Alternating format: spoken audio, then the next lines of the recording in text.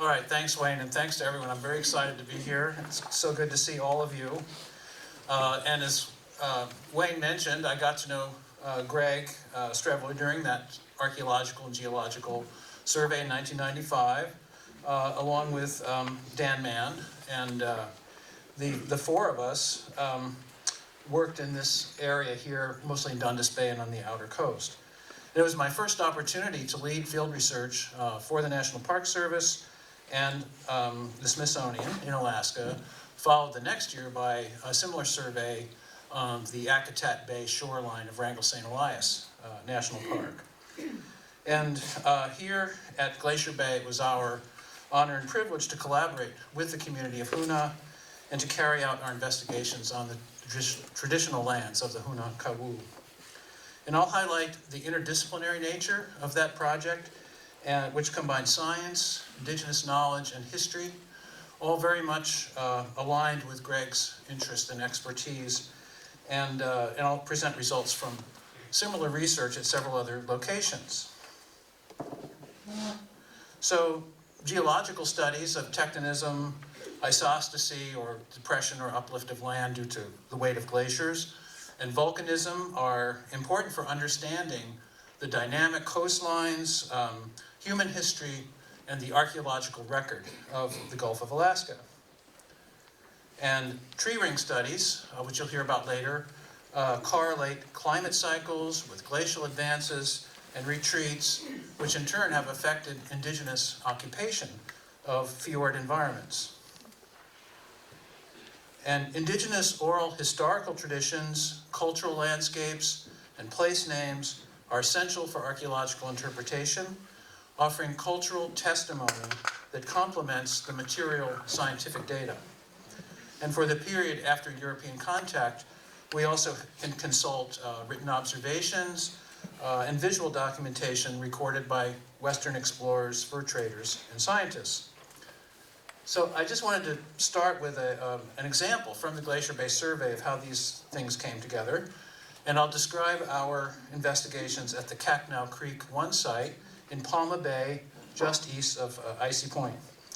And this settlement is known by the Tlingit place name of Khatgutuan, or village nested in the spruce roots.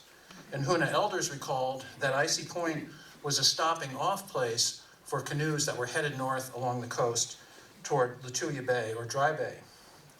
We set out to interpret the landforms and to discover any archaeological traces that might remain of this settlement. Greg and Dan determined from the exposed stratigraphy at Icy Point that tectonic uplift has occurred west of the Fairweather Fault, while the land to the east has subsided, as indicated by creek bed stumps they found from a drowned forest. And these were radiocarbon dated to 650 years ago. And more recent geomorphological history in this area was controlled by the late 18th century advance of ice in Glacier Bay, which caused isostatic depression along Icy Strait and on the outer coast, and resulting in this, you see the beach, 11.6 meters, it was a kind of barrier beach behind which a saltwater lagoon formed. Then you had isostatic rebound as the glaciers withdrew, and the beach rose with terraces at 9, 8, and 7 meters above present low water. The geo team reconstructed this fairly complex history from the heights of the terraces, the age of vegetation, and other indicators to sort all of this out. Now, as archaeologists, Wayne and I were seeing the landscape in a different way from our perspective. We surveyed the terraces and probed the ground for cultural deposits. We saw quite a few of these culturally modified trees where bark has been stripped for food and for building material. And the Cacnow Creek Midden site, which is here in the lower image, was discovered by following the edge of that highest Little Ice Age terrace to its western end, where a creek now flows. And at peak sea level, this would have been on the bank of the Backshore Lagoon, close to the outlet to the sea and a prime fishing location, as well as a protected place for landing canoes, as was remembered in oral tradition. So the geological, historical, and oral data led us to this buried site. There were no surface indications of this site, and also suggested that it should date to around 1800. And a radiocarbon date from charcoal at the site confirmed this, along with some artifacts, including, here. So a copper knife blade, a piece of bottle glass that had been chipped into a scraper, and some blue trade beads from the early contact period. And we applied this same multidisciplinary approach throughout the Glacier Bay survey area, and as a result, leading to discovery or new documentation of about 30 archaeological components, some over from before 5000 BC up into the early 20th century. So move now to Yakutat. At Yakutat, I led a project in archaeology and historical ecology on behalf of the Smithsonian and the Yakutat Tlingit tribe. And Dan Mann conducted a coordinated survey of the glacial history, and there he is. So one of our important results was reconstructing the history of glacial retreat in Yakutat Fjord since 1200 CE. These are the early stages of the ice withdrawal, and then these are the later stages. And this information is put together from submarine stratigraphy, oral tradition, historical observations, and even some of the place names are key indicators of where glaciers were in the past. Now, the opening up of the fjord over the last 800 years allowed three waves of human settlement. So there were Eyak people who came down from Prince William Sound and settled in the outer fjord and on the Yakutat foreland. Then the Atna, who came from Copper River over the ice, over the glaciers, and came to Yakutat Bay and settled in the mid-fjord as the ice pulled back.